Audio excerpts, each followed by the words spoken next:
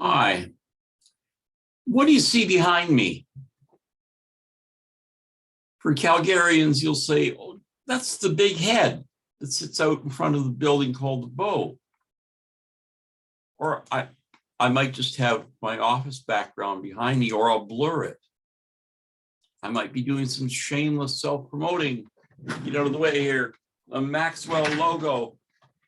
These are called virtual backgrounds. And I've been thinking about this a bit lately because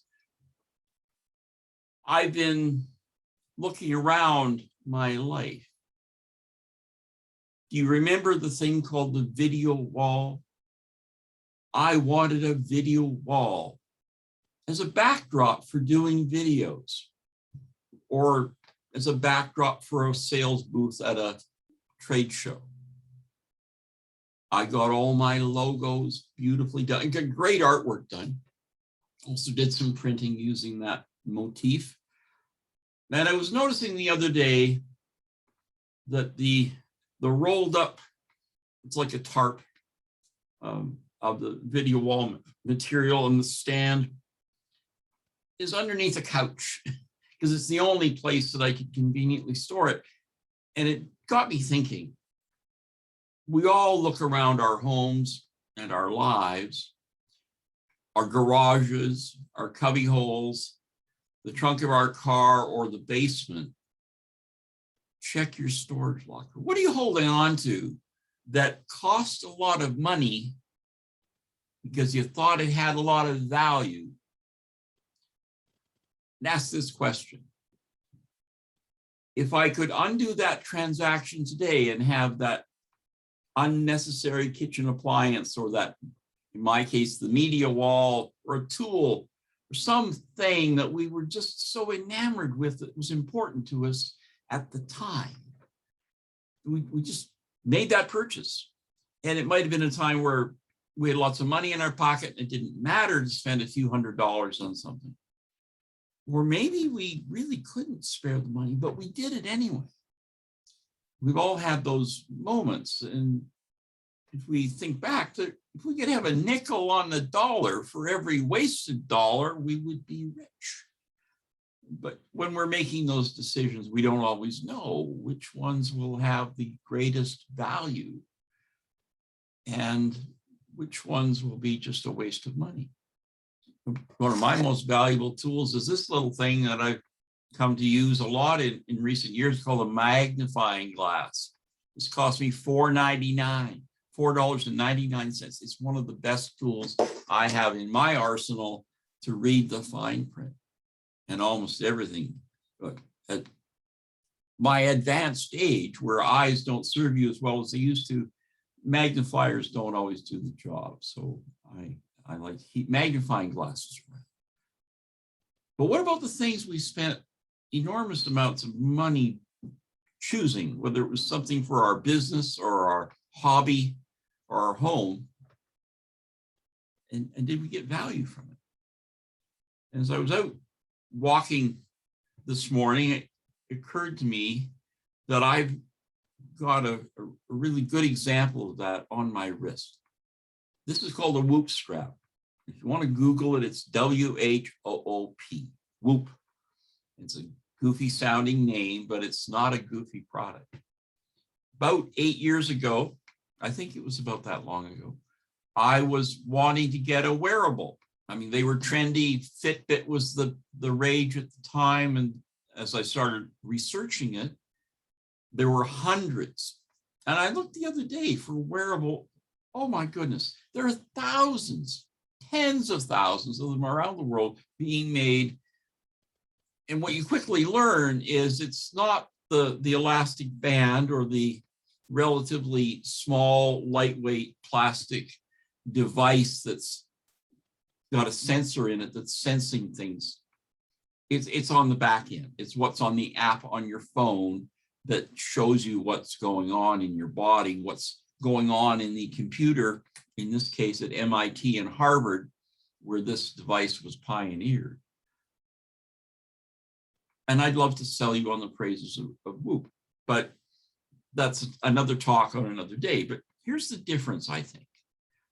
When I spent $500, that's 500 US dollars, a long time ago for this device, I probably needed to give my head a shake because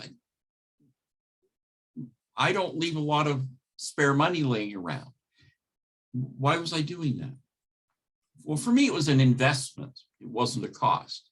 I wasn't paying $39.95 for a device that would maybe sync to my phone or my computer and would give me a readout. I needed the kind of analytics that these people were talking about. And I also know that I became committed to using it and using its data, my data, on how my heart's performing, how I'm sleeping.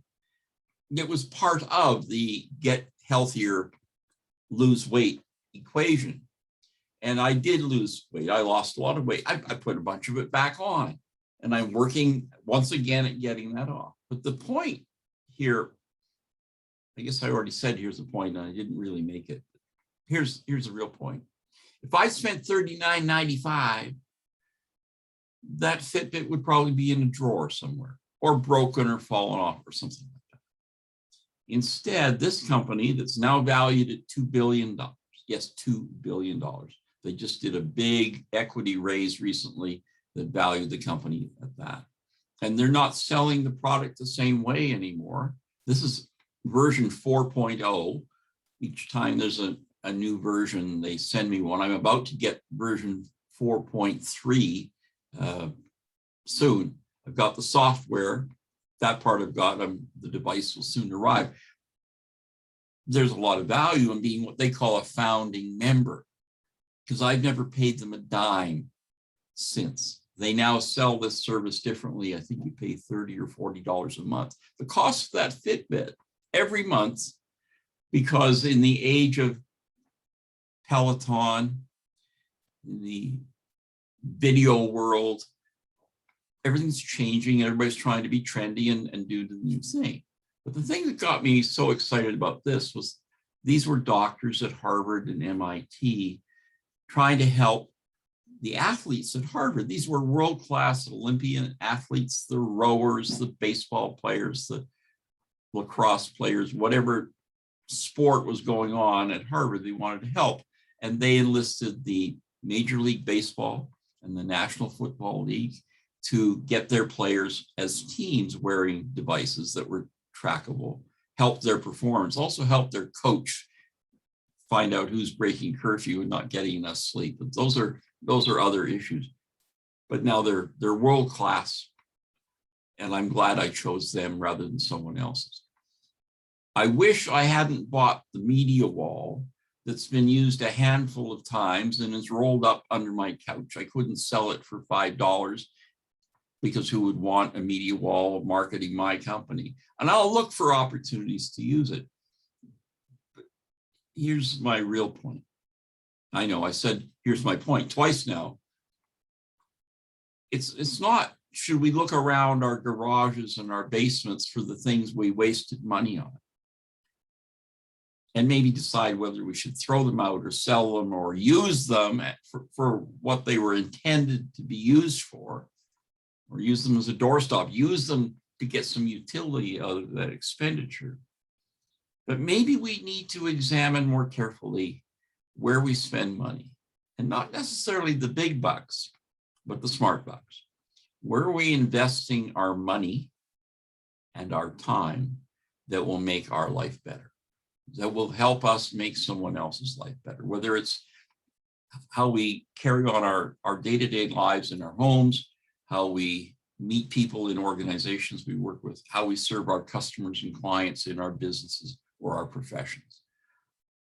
Or maybe it's how we use new technology and better tools and better cost-effective tools in how we market our services or sell our goods or communicate with the world. I've gone on and on a bit here. I left out one piece of that walk that I'm doing again. When I lost a number of pounds years ago, I thought, well, I will start wearing a backpack. I have an inexpensive backpack in my closet. I'll wear a backpack and I'll put books in it up to the weight that I've lost. I'm walking every morning. Why don't I, if I've lost 10 pounds, I should have 10 pounds of books in my backpack on my back. And that will help me do the same amount of physical work for my body and my heart that I was doing when I was carrying that extra weight around. Well, you know how things like that go. You don't follow through. You stop doing it at some point. And I stopped doing it when I'd lost 20 pounds. And I put a lot of those pounds back on, and I've taken some of them off again. So I'm sort of at net 10. Well, this morning, for the first time in a long time, I put the backpack on. It's still there in the closet. It's still got 20 pounds of books in it.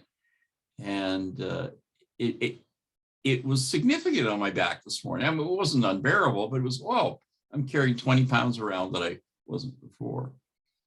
But better that I carry it on my back is something that helps me get stronger than carry it around my belly where it doesn't do me any good at all.